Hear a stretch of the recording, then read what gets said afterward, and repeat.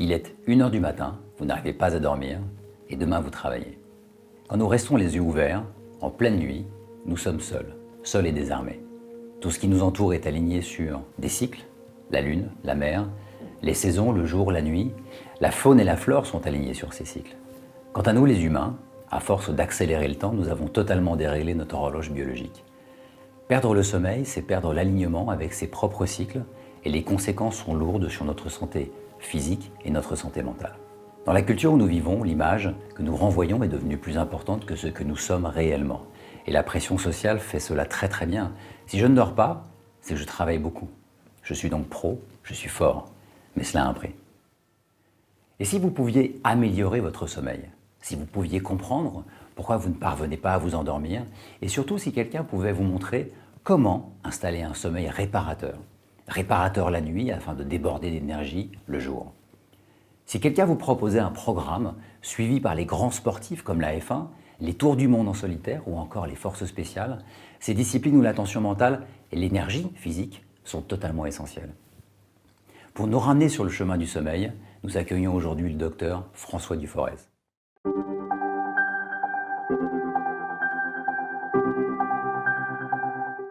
François, bonjour. Bonjour. Je suis ravi que tu sois là. Comme je le disais, tu as un parcours qui est absolument incroyable et j'ai envie de commencer avec un chiffre. 16 000. Tu me disais l'autre jour que tu as pratiqué à ce jour 16 000 consultations individuelles sur troubles du sommeil. Exactement. C'est quoi ton parcours et comment tu es arrivé sur le sommeil?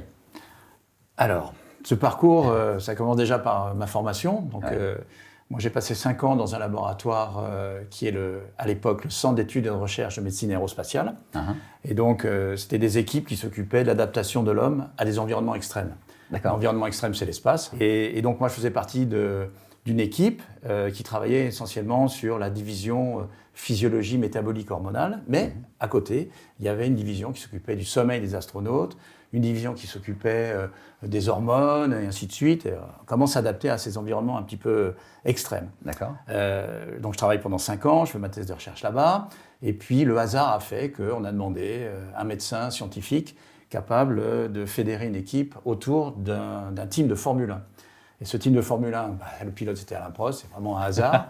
Et la première question qu'il me pose, c'est écoute François, c'est bien de s'occuper de moi en tant que pilote, mais il y a aussi une équipe autour de moi.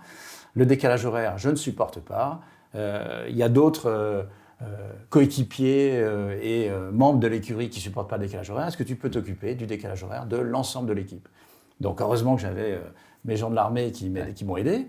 Et donc je suis rentré naturellement dans le sommeil de ces gens qui voyagent beaucoup, qui ont énormément de stress, qui sont coupés de leur famille et qui vont voyager tout autour du monde. Et naturellement, évidemment, d'autres sportifs se sont présentés en disant « Mais attendez, eux, ils s'amusent en Formule 1. Nous, on est sur la voile, on fait la route du Rhum, on fait le Vendée Globe. Le sommeil, pour nous, c'est clé en termes de performance, mais surtout en termes de sécurité. Comment on fait? Comment on pourrait faire? Qu'est-ce qu'on fait déjà de bien ou pas de bien ?» Et donc, naturellement, le sommeil des navigateurs a été une source pour nous d'information et puis d'exploration extrêmement intéressante. Et puis, de fil en aiguille, on s'est dit que le sommeil, finalement, de ces gens extrêmes, est-ce qu'il pouvait servir au quotidien? Comment passer de l'extrême au quotidien? Et le quotidien, c'est les gens qui se plaignent de leur sommeil. Et c'est comme ça que j'ai fini à l'Hôtel Dieu.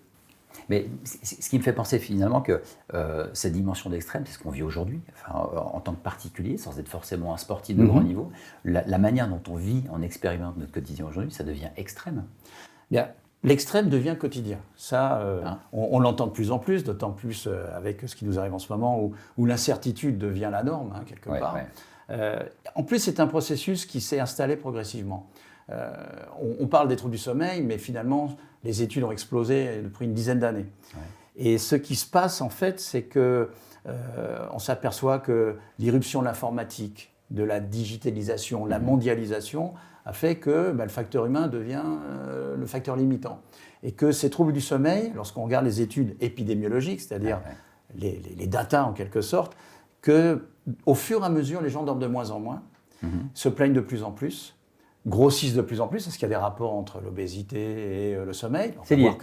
On va voir que oui, totalement. C'est lié. Et on va voir que le sommeil est un élément régulateur de votre vie, de la vie humaine en général, et que cette alternance jour-nuit qu'on a depuis plus de 200 000 ans depuis que l'Homo sapiens a envahi la planète, eh bien, ça devient de moins en moins naturel. La technologie commence à rentrer dans notre vie au quotidien, dans notre vie journalière, mais également dans notre nuit, et les gens dorment de moins en moins bien. Et ne pas dormir, c'est une conséquence. Alors ne pas dormir, c'est une conséquence à la fois en termes potentiellement de pathologie, là c'est le médecin qui vous parle, c'est-à-dire que si vous dormez mal, pas assez ou trop d'ailleurs, puisque ça marche dans les deux sens, eh bien on peut avoir des pathologies qui vont arriver, et elles sont maintenant de plus en plus connues, bien qu'au niveau recherche, on s'aperçoit également que des maladies type l'Alzheimer sont peut-être liées aussi à une mauvaise qualité de sommeil, donc des données relativement récentes.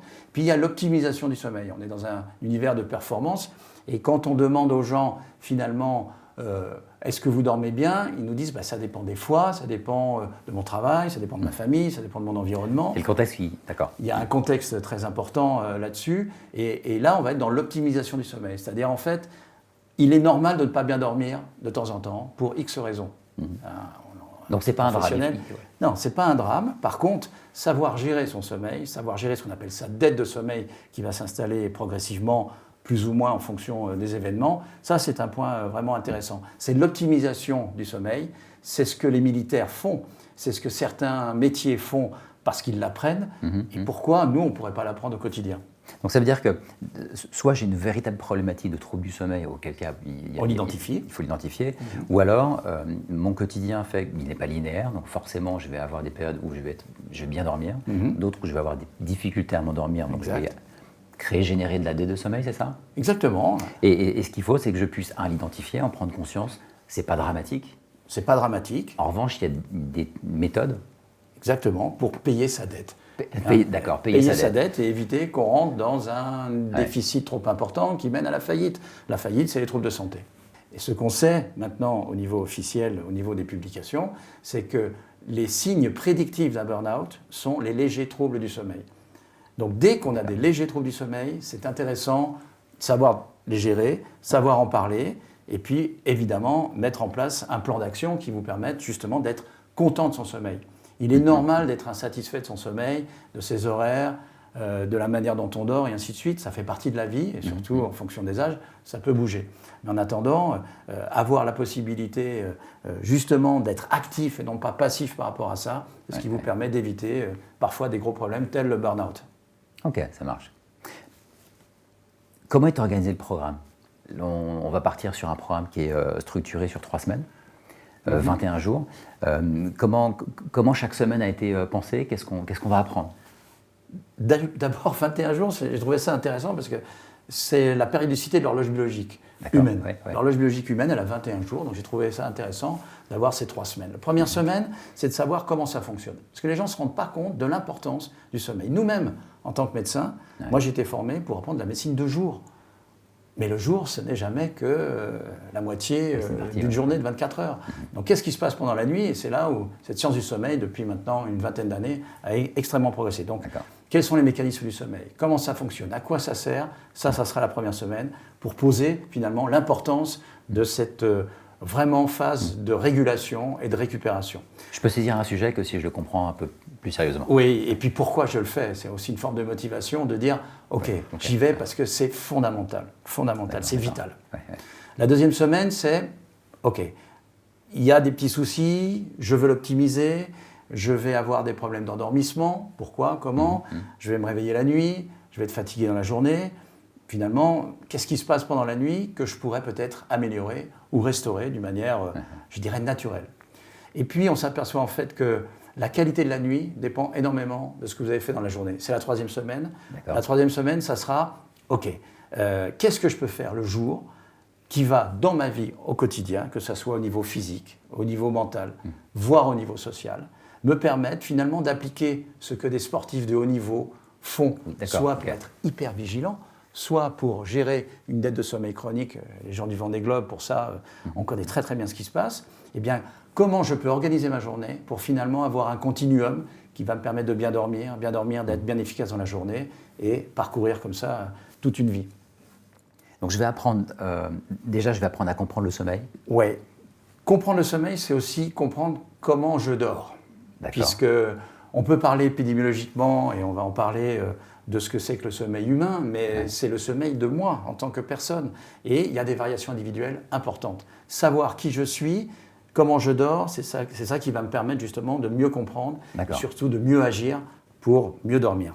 Donc il n'y a pas une règle unique pour tout le monde. Chacun va avoir un sommeil qui lui est particulier. Il y a les règles de l'espèce humaine, et ensuite, il faut les individualiser, les personnaliser en fonction de qui je suis et D'accord. comment je fonctionne. Donc première semaine, je vais apprendre ces éléments. Deuxième semaine, je vais apprendre à installer une nuit de sommeil. Exactement. Et éventuellement, ce que je dois faire si en pleine nuit, je reste éveillé, et comment je rentre en phase de sommeil. Voilà, exactement. Et la troisième semaine, c'est finalement, il y a des choses que je dois faire le jour. Oui. Et là, on va avoir accès à des techniques, comme tu le dis, pilote de F1, les micro-siestes, Ça, c'est clé.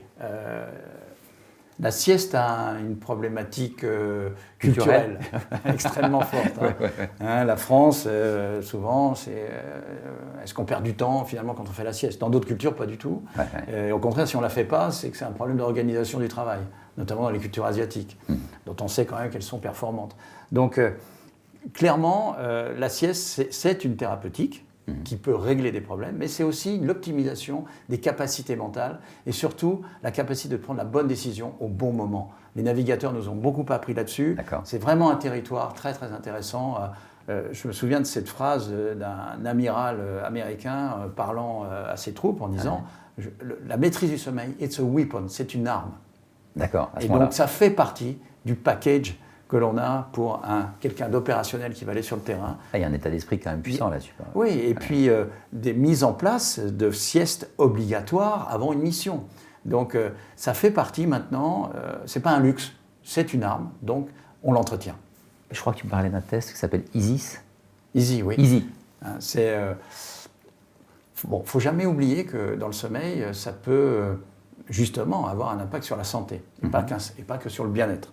Donc c'est intéressant de savoir dans quel type de dormeur vous êtes. Est-ce que vous êtes un dormeur qui est à risque ou au contraire un très bon dormeur, et on va aller dans l'optimisation. Et les différents tests qu'on va proposer sont pour se caler par rapport à ce type de profil.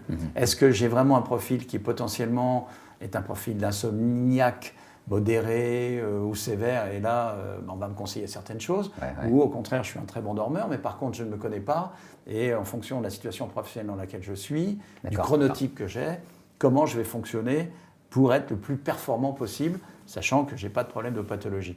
Donc les différents tests qu'on va vous proposer sont sur justement, est-ce que j'ai une insomnie, il faut que je m'en occupe vite, ou au contraire, est-ce que j'ai un profil de compétiteur parce que je suis un court dormeur du soir, c'est un exemple, et qui me permet de mieux gérer ma journée personnelle, mais aussi en fonction des gens qui m'entourent, puisque mon sommeil va jouer aussi, ma qualité de sommeil va jouer sur mon humeur et sur ma prise de décision par rapport à un environnement ou familial ou professionnel.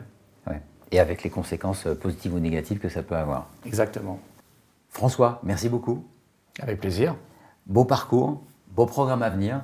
Et pour ma part, il ne me reste plus qu'à vous souhaiter la bienvenue dans la tribu Ataï.